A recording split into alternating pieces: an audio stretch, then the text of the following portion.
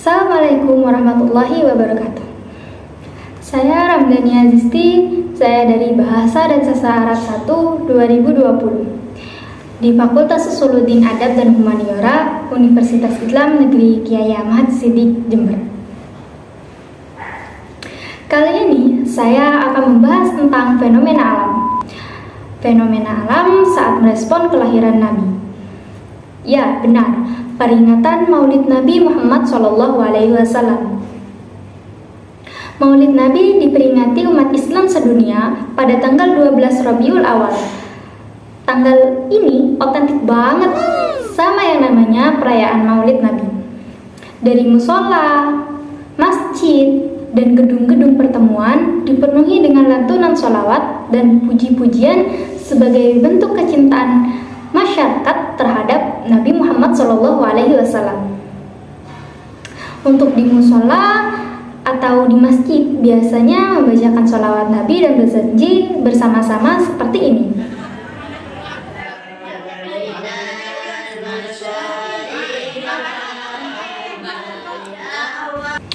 Atau bahkan merayakan secara pengajian umum seperti ini.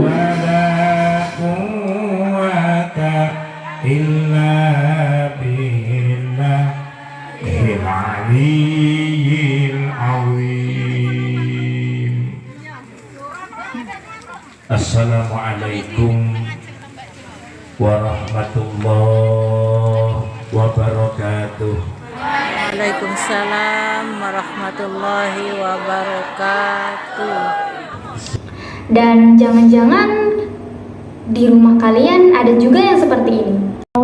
Salah satu untuk mengambil nomor urut ya. Peserta kirap silakan untuk mengambil nomor urut sebelum masuk ke lapangan.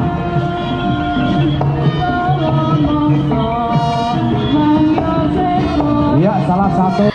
Tapi ada yang ngerasa aneh nggak? Nggak semua mulutan itu dilakukan bebarengan tepat pada tanggal 12 Rabiul Awal. Kira-kira kenapa ya? Sebentar, sebelum membahas tentang pelaksanaan Maulid Nabi yang berbeda-beda, kita harus tahu dulu alasan kenapa melaksanakan Maulid Nabi Muhammad SAW. Kalau menyebutkan Maulid itu artinya waktu kelahiran, bukan ulang tahun. Masa iya Nabi sudah wafat masih diperingati, dirayakan ulang tahunnya? Kalau ulang tahun biasanya menggunakan kata Id atau Idul Milad, bukan Maulid. Jadi Maulid Nabi itu waktu kelahirannya Nabi, dan Maulud itu bayi yang dilahirkan atau Nabi Muhammad yang lahir. Nah, alasan dari saya sendiri, Maulid Nabi dirayakan untuk mengingat kita tentang nikmat. Ya, nikmat atas lahirnya Nabi. Coba bayangkan, kalau Nabi tidak dilahirkan, mungkin saja kita masih di era zaman jahiliyah. Jahiliyah jilid 1, jilid 2, 3, 4, mungkin kita berada di jilid 7. Sekali lagi, kita ucapkan hamdalah pada hati kita semua. Alhamdulillah. Dengan memperingati Maulid Nabi, berarti kita juga menyatakan ekspresi cinta kita kepada Nabi. Dan merayakan Maulid Nabi selain sebagai ungkapan bahagia dan wujud cinta kepada Rasulullah, juga sebagai ungkapan rasa syukur atas lahirnya Sang Rasul. Selanjutnya, perayaan Maulid Nabi menjadi momentum untuk mencari tahu sejarah Nabi, bagaimana Nabi semasa hidupnya. Jadi dengan adanya Maulid, kita lebih banyak mengingat dan bersolawat kepada Nabi Muhammad SAW. Sekarang udah tahu kan alasannya kenapa memperingati Maulid Nabi itu sendiri. Oke, cukup sekian. Oh, ada satu lagi.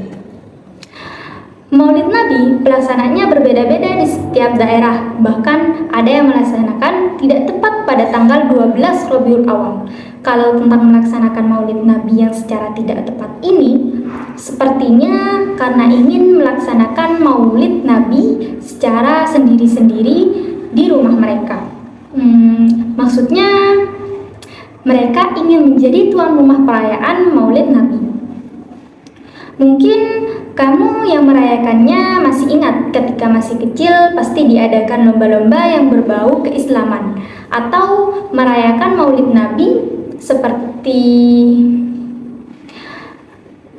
merayakan Maulid Nabi dengan lomba-lomba membaca Al-Quran, menghafal surat, lomba adzan, qosidah, peragaan busana muslim, dan lainnya. Ternyata beda daerah, beda juga tradisinya. Setiap daerah di Indonesia yang memiliki kebiasaan adat, budaya yang berbeda-beda mewarnai perayaan Maulid Nabi di Indonesia ini sendiri. Contohnya Bungolado di Kabupaten Padang, Mariaman, Sumatera Barat. Bungolado merupakan sebuah pohon hias yang digantungkan banyak uang kertas. Setiap Maulid Nabi tiba, orang-orang membawa pohon ini, kemudian warga lokal dan pendatangnya boleh menggantungkan uang di pohon tersebut. Nah, uang yang sudah tergantung kemudian dikumpulkan dan digunakan untuk pembangunan sebuah masjid. Lain lagi dengan masyarakat Madura, Jawa Timur. Nah, mereka merayakannya dengan nama Muludan, yang di dalamnya pembacaan berjanji dan riwayat hidup Nabi. Bahkan ada juga yang ceramah tentang kisah hidup Nabi. Saat Maulid Agung, biasanya para kaum Hawa berbondong-bondong membawa talam yang sangat penuh dengan buah-buahan. Nah, buah-buahan ini ditusuk dengan lidi dan diletakkan di dalam tumpeng. Sementara itu, di Jawa Tengah, tepatnya di Loram Kulon, Jati Kudus, ada kirap ampiang. Perayaan Maulid Nabi ini juga mirip dengan Muludan. Bedanya, mereka menyajikan makanan yang dihias dengan ampiang atau nasi dan kerupuk. Makanan yang sudah disusun menyerupai piramid yang bertingkat, kemudian diarak keliling desa. Nah, itu tradisi-tradisi saat merayakan Maulid Nabi. Setiap daerah memiliki budaya dan kebiasaan masing-masing yang berbeda. Kalau di daerah tempat asalmu, bagaimana? Sekian dari saya, terima kasih. Mohon maaf atas kekurangannya. Kemudian, wassalamualaikum warahmatullahi wabarakatuh.